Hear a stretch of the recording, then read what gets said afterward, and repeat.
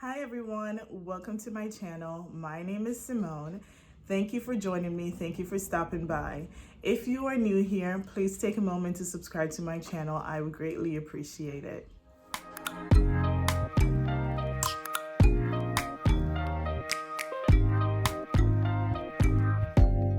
Open up, you open bitch, you won't be. In today's video, I'm going to be talking about my routine when working from home. So for the past 2 weeks, I've actually been working from home and it's been great. There are some challenges, but I appreciate the fact that I don't have to commute to the city to go to the office. I get to do all of my work from home. It frees up an hour to an hour and a half of my time. And in the beginning, I had some concerns. I had just actually one concern, which was getting signatures for contracts or agreements or statements of work. That was my only reservation. That was my only thought of a limitation when working from home. But my manager was quick to remedy that issue. So now we're actually working with Adobe Signature to get all the signatures electronically that we need. Aside from that, I have VPN access, which is a system that mirrors our desktop in the office. So it's absolutely amazing. I know a lot of people that work in offices and are able to work from home know about this system. It's called VPN. Whenever I log in on my computer, I log in through my VPN access, and everything that I have access to in the office, I have access to it on my computer. So when I wake up in the morning, I do the same thing as I do whenever I have to go in the office.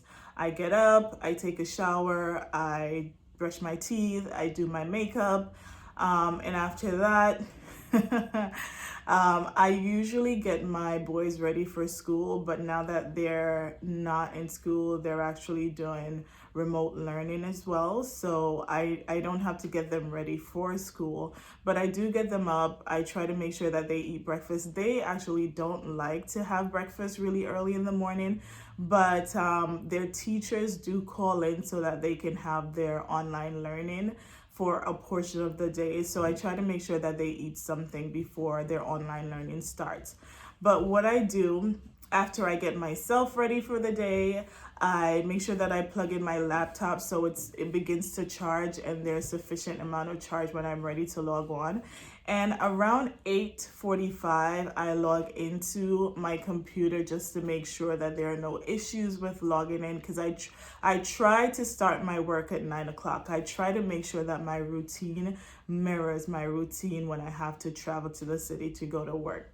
So I log in a little bit before 9 and I start my work at 9 o'clock. I want to say 99% of my work comes via email. So Outlook and we are best friends. That's how I get my work for the most part. There are times where I have to take meetings, I have to speak with my manager. I'm going to share some tips with you. Tip number one is to create a schedule or develop a routine. You want to make sure that that routine or schedule mirrors your regular routine when you have to commute to the office. Tip number two is to identify a start time. What time are you going to actually start working? Make sure that you stick to that start time and make sure that it reflects your regular work routine. And tip number three is to have an end time. This may be hard for some people because they don't necessarily have a set start and end time.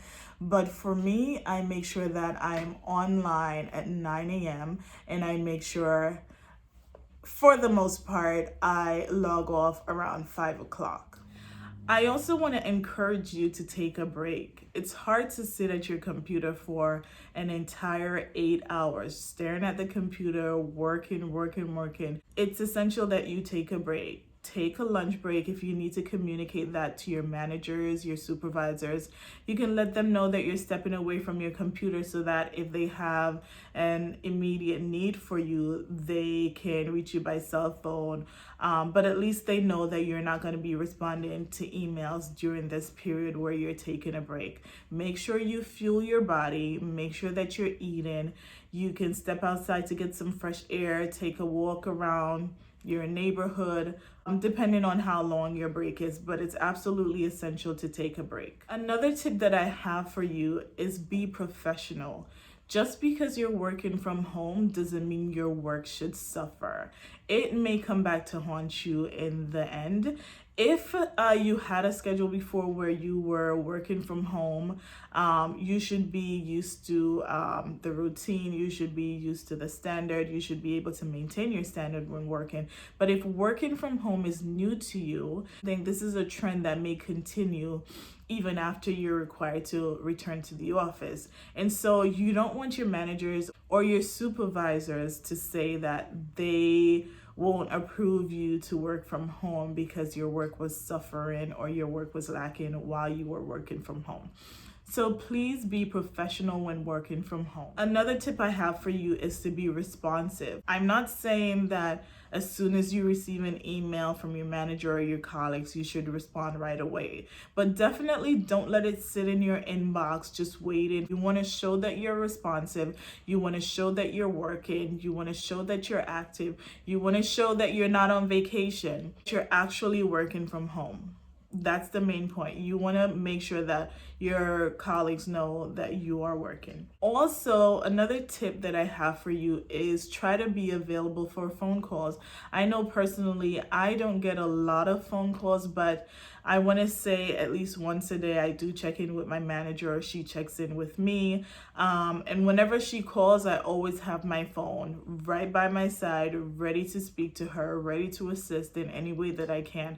So I am always available by phone, obviously between 9 and 5. And she knows that if she absolutely needs me, she can call me outside of those hours. But for the most part, she doesn't. She's very respectful of time. And yeah, try to be available by phone should any of your colleagues need to speak with you or need your help.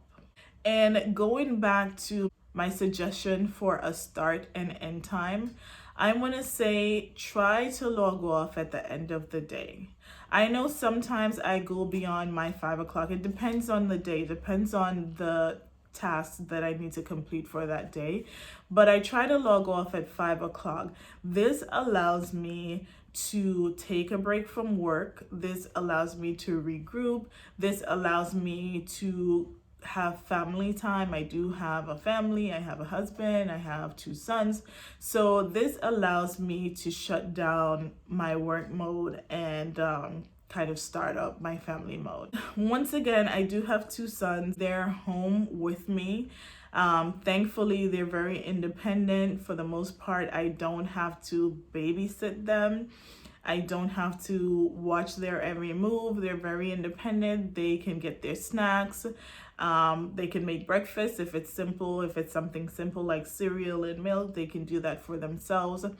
But I do set my baby up whenever he has his distant learning. So his teacher calls in, I want to say around 9:30, 10 each day. And I do have to set him up on the phone. She usually calls in through Zoom. And I just make sure that he's set up at the table with his textbooks and he's all set. With my older son, he is 8. He has his own cell phone. Not my choice, but my husband got him a cell phone. Actually, that's not true.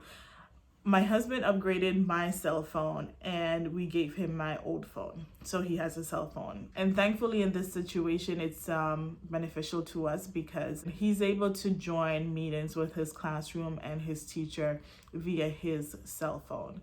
So throughout the day, I do give an eye. I listen out to see if there's anything crazy going on with them. But again, they're very independent. I don't have to worry about what they're doing. They're very responsible for the most part. My baby, he's on top of things. He makes sure that he gets his work done. He's very active during their sessions with his class and his teacher. And my older one, he's very good as well. He has all his textbooks in one room, and they're easily available when they go from subject to subject. They also take breaks. Usually the sessions run for 40 minutes and they take a break, and then they get a new meeting invite. And then he logs on, he meets with his teacher and his classmates, and they go through the curriculum for the day. So far it hasn't been too stressful for me. It is an adjustment. It's different. Sometimes the lines get blurry in terms of, am I working or am I home? It gets a little bit weird sometimes, and that's absolutely normal, I think, because in your mind, if you're home, you're home. It's very weird to be working from 9 to 5 while you're home. So it is an adjustment. I'm thankful that my family is healthy. I'm thankful that, you know, I am able to work from home, because there are a lot of people who are not able to work from home. I am just very thankful. I am grateful. I know that life as it is has changed significantly over the past couple of weeks for a lot of people, for many families, and I do sympathize with that. I hope you and your family are doing well. You know, praying is something that I do very often, and even now more than ever. We really have to pray and just hope that we all get through this crisis together and in one piece. Just to summarize all of them, create a similar routine or similar schedule. Have a start time and an end time for your day. Take a break. It doesn't have to be the same time every day, but do take a break, fuel your body, get something to eat, get up, take a walk, get some fresh air. Do what you need to do to kind of regroup. Be professional. Don't let this time while you're working from home water down your work ethics. Be professional. Make sure that your work does not suffer while you're working from home. People send you email because they need you to do something so that they can complete their job. So the longer you wait to reply to them is the longer it takes for them to get their job done. So be responsive, reply to email in a timely manner. Be available for phone calls in the event that your colleague, your supervisors, your manager, or anyone on your team sort of needs to reach you. So my final tip is to log off at the end of the day. Take a break from work, refresh and regroup so that you are able to work efficiently and effectively. Thank you so much for joining me. Thank you for stopping by. If you haven't subscribed, please do so now. Thank you so much. I greatly appreciate it. And take care until next time. Hit you on BBM. We should be closer than friends. If you OPN, engaging you's on my agenda. Request my chariot to get ya.